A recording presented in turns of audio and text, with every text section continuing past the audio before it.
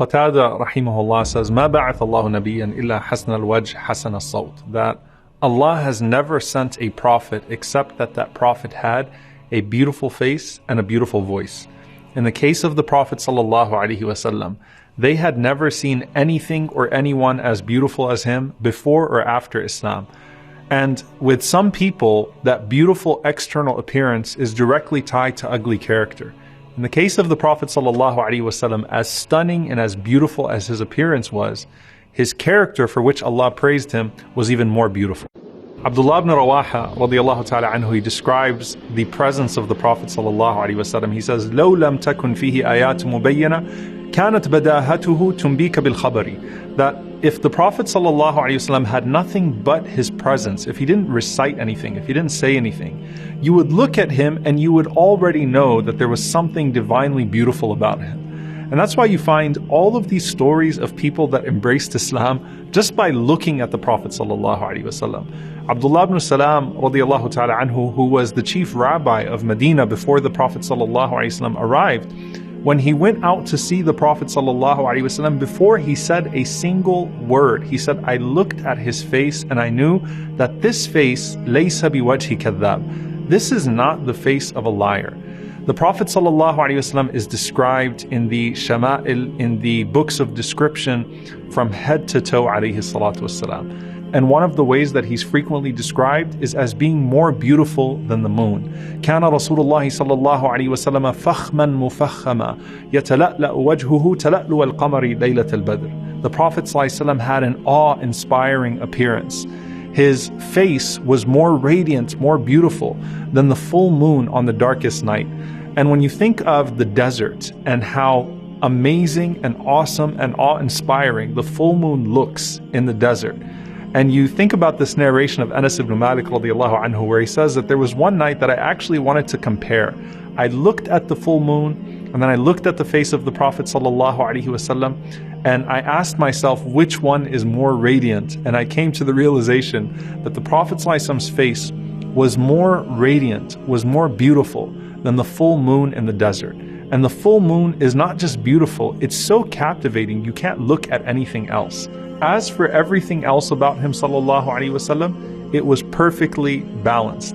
Remember, Allah Azza wa Jal describes Jibreel alayhi salam as coming to Maryam alayhi salam in the form of a perfectly symmetrical man, basharan sawiya. With the Prophet sallallahu alaihi wasallam, everything was perfectly set. He wasn't too tall, nor was he too short. His skin was not too light, nor was it too dark. He was azhar al-lawn. He had a bright skin color, but at the same time, the Prophet ﷺ was not pasty white. His face was not too round, nor was it too narrow, but it was closer to being round, sallallahu alaihi wasallam. Now, if you're looking at the Prophet sallallahu alaihi wasallam, and I want you to imagine standing in front of him, alayhi salatu wasalam, the first thing you're going to do is you're going to connect with his eyes, sallallahu alaihi wasallam. And Ma'bad radiyallahu anha says that the Prophet ﷺ's eyes had a perfect contrast. The black was exceedingly black in his eyes, and the white was exceedingly white. His eyelashes, alayhi salatu wasalam, were so long that it looked like they naturally had kuhul, they naturally had an eyeliner on them. And they were always moist from his tears, sallallahu alaihi wasallam. He had these large, curved eyebrows, and they were full, and they almost connected, but there was a beautiful space right between them where the light would shine. Azim al-Hama. The Prophet ﷺ is described as having a prominent forehead. And in his forehead, there was a vein that would only show when he became upset, sallallahu alaihi wasallam. As for his nose, alayhi salatu wasalam, was not flat, nor was it too pointy. But the Prophet ﷺ had a finely sloped nose. And they described it as having a unique glimmer to it. So it shined in a way that when you were away from him, sallallahu alaihi wasallam, you might have assumed that it was larger than it actually was. But when you came close to him, you realized that it was just the shine of his nose that made it so prominent. When he opened his mouth, sallallahu alaihi wasallam, you would notice his teeth, and they were perfectly set. Remember, he used to use the siwak at least 5 times a day. So his teeth, alayhi salatu wassalam, were described as white as hailstones, and they weren't clustered together. They were set in a way that there was a fine line between each of those teeth. And his mouth, alayhi salatu wassalam, was wide, and he's described as having a perfect articulation. His words were crisp. You could hear everything he said, sallallahu alayhi wasallam. And his voice was melodious, and it had a natural echo to it, sallallahu alayhi wasallam. And his hair, just like everything else, is perfectly in the middle. It wasn't too straight, nor was it too curly, but instead it was wavy hair. And the Prophet ﷺ would keep it sometimes to his earlobes, sometimes he would let it go all the way to his shoulders, ﷺ. And of course, in times of Hajj and Umrah, he would shave his head, ﷺ. He also had a dense, full beard, alayhi salatu wassalam. And the Prophet ﷺ used to comb his hair and he used to comb his beard. And they were fully black. And the Sahaba counted just between 14 and 20 gray hairs in his hair and his beard, sallallahu alaihi wasallam, at the time of his death. So he's 63 and he only had a few gray hairs, sallallahu alaihi wasallam, in his hair and his beard. And they said when he would use oil, sallallahu alaihi wasallam, you couldn't even see them. And when you could see them, they were concentrated right under his lips, sallallahu alaihi wasallam, and on his sideburns, alayhi salatu wasalam. Then you come down to his neck.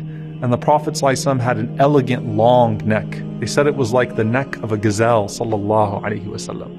And then you looked at his shoulders. He had broad shoulders, sallallahu alaihi wasallam. He was strong arms, alayhi salatu wasalam. He had a strong chest.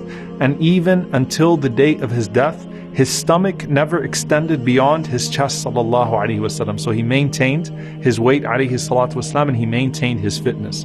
The Prophet ﷺ was not a hairy man, so other than his hair on his head and his beard, the Prophet ﷺ did not have much hair on the rest of his body. And he had a little bit of hair on his chest and a line that naturally ran down all the way to his navel, sallallahu alaihi wasallam. Then you come to his limbs. And the Prophet ﷺ is described as having well-defined big limbs. So he had big bones, big hands, big feet.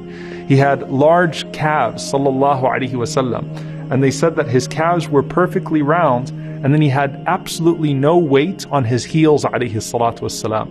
And his lower body was so strong, sallallahu alaihi wasallam, that he used to be able to jump on a horse and a camel and mount it with absolutely no saddle because of the strength of his lower body. And that's why you'll find, subhanallah, that Al-Hasan radiallahu ta'ala anhu is described as resembling the Prophet ﷺ in his upper body, meaning his beauty.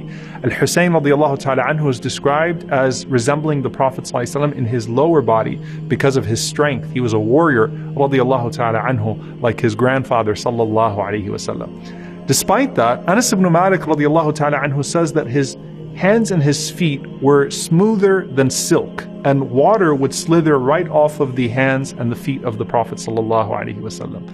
And he had a beautiful scent, alayhi salatu wassalam. He would sweat perfume, sallallahu alaihi wasallam. When you smelled his sweat, it smelled good. And if you shook the hand of the Prophet sallallahu alaihi wasallam, you would maintain the scent of his hand on your hand for days after meeting him, sallallahu alaihi wasallam. He had the best of breath, sallallahu alaihi wasallam. And when you saw him from afar, his appearance would strike you. And then when he came close to you, his beauty would overwhelm you in a way that you couldn't stare at him, sallallahu alaihi wasallam. Al-Bara radiallahu ta'ala anhu said, Wallahi, I went out one night and I saw the Prophet sallallahu alaihi wasallam in this red garment. And it was a red hulla from Yemen, his favorite garment to wear on occasions. And he said, I have never seen a sight more beautiful than the Prophet sallallahu alaihi wasallam on that night. Abu Hurairah radiallahu ta'ala anhu said, when I saw the Prophet sallallahu alaihi wasallam, he was so perfectly set, it was as if he was molded in silver, sallallahu alaihi wasallam. And the most famous thing about the Prophet sallallahu alaihi wasallam was his smile. He always was smiling, sallallahu alaihi wasallam. SubhanAllah, in sadness and happiness, he always had a smile on his face, sallallahu alaihi wasallam. And Ka'b ibn Malik radiallahu ta'ala anhu said that إِذَا سُرَّ, when he was happy, then his face would become even more radiant, sallallahu alaihi wasallam. And I want you to just capture this for a moment. How is it that the Prophet ﷺ smiled so much, yet he's also described as mutawasil al-ahzan, as always being in a state of grief, as da'im al-fikra, as always being in a place of deep thought. Laysa lahu raha, he never had a break, sallallahu alaihi wasallam. He always was carrying so much. And this goes to the khuluq, the character that Allah talks about in the Quran, that some people, you would think that they're aghniya, you would think that they have absolutely nothing going on because of the way that they carry themselves. But smiling is a sadaqah, it's a charity. And with the Prophet ﷺ, there was no man that smiled at his ummah more than the Prophet ﷺ. But at the same time, there was no man that wept for his ummah than the Prophet ﷺ. So during the day, in order to bring joy to the people, he smiled ﷺ at them, and that was from his generosity. And during the night, there was no man that would cry more than him ﷺ in front of his Lord, also to bring joy and happiness and relief to his blessed ummah.